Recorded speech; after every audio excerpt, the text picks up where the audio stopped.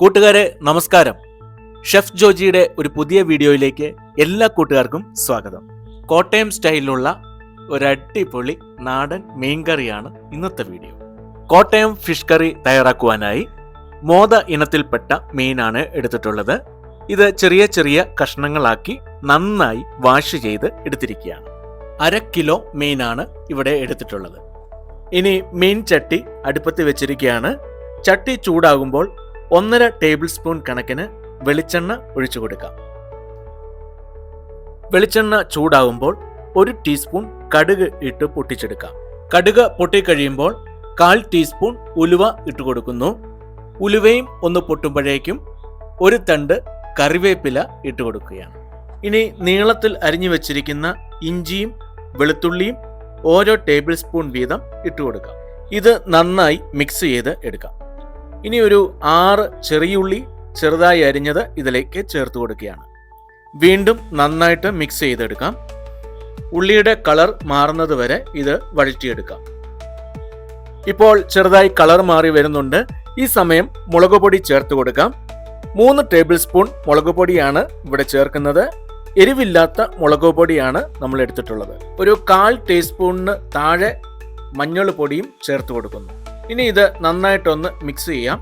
Slow ഫ്ലെയിമിൽ തന്നെ ഇത് നന്നായി ഒന്ന് റോസ്റ്റ് ചെയ്ത് എടുക്കാം. ഇനി ഇതിലേക്ക് ഒരല്പം ചൂടുവെള്ളം ഒഴിച്ചു കൊടുക്കാം. ഈ സമയം കുറച്ച് ചൂടുവെള്ളം മാത്രം ഒഴിച്ചാൽ മതി.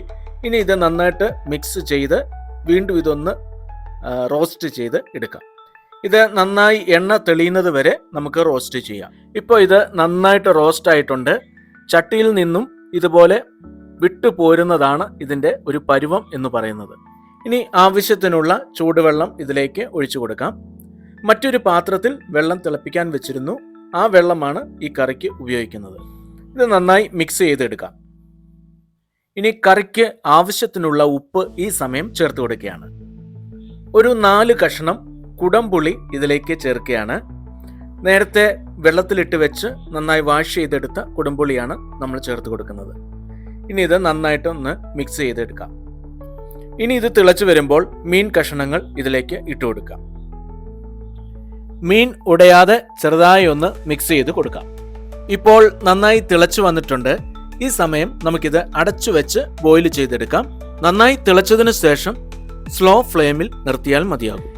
ഇപ്പോൾ ഏകദേശം 20 മിനിറ്റ് കഴിഞ്ഞിട്ടുണ്ട്. ഇപ്പോൾ ഈ മീൻ വെന്ത് വന്നിട്ടുണ്ട്. പല മീനിനും പല വേവായിരിക്കും. അതിനനുസരിച്ച് വേവിക്കേണ്ടതാണ്. ഈ സമയം തീ ഓഫ് ചെയ്യാം. ഇനി ഇതിൻ്റെ മുകളിലേക്ക് ഒരു 2 നുള്ള് ഉലുവ വറുത്തു പൊടിച്ചത് ഒന്ന് വെതറി കൊടുക്കുകയാണ്. ഇനി 1 തണ്ട് കറിവേപ്പില എടുത്ത് ഇതുപോലെ നന്നായി ഒന്ന് ഞെരടിയതിനു ശേഷം ഇതിന് മുകളിലേക്ക് ഇട്ട് കൊടുക്കാം. ഇനി ഏകദേശം 1 ടേബിൾ സ്പൂൺ കണക്കിന് പച്ച വെളിച്ചെണ്ണ കൂടി ഇതിൻ്റെ മുകളിലേക്ക് ഒഴിച്ചു കൊടുക്കാം. ഇപ്പോൾ കോട്ടയം ഫിഷ് കറി ഇവിടെ റെഡിയായി കഴിഞ്ഞു. ഇത് ഈ ചട്ടിയിലിരുന്ന് കുറച്ചുകൂടി ഒന്ന് വറ്റുന്നതാണ്. ഇനി വേഗം തന്നെ ഇതുപോലെ നന്നായി ഒന്ന് മിക്സ് ചെയ്ത് കൊടുക്കാം. ഈ മീൻ കറിയുടെ യഥാർത്ഥ ടേസ്റ്റ് നമുക്ക് ലഭിക്കുന്നത് ഏകദേശം ഒരു 6 മുതൽ 8 മണിക്കൂറിന് ശേഷം കഴിക്കുമ്പോഴായിരിക്കും.